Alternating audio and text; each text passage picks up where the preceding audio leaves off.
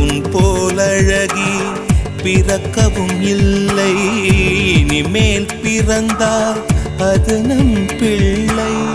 உன் போல் சமத்து உலகினில் இல்லை, காதலன் சமத்து காதலின் தொல்லை. அறியாமைதான் இங்கே பேரின்பம் அன்பே, காதலின் வகுப்பில் மாணவன்தான் பண்டிதனே. ஐயன்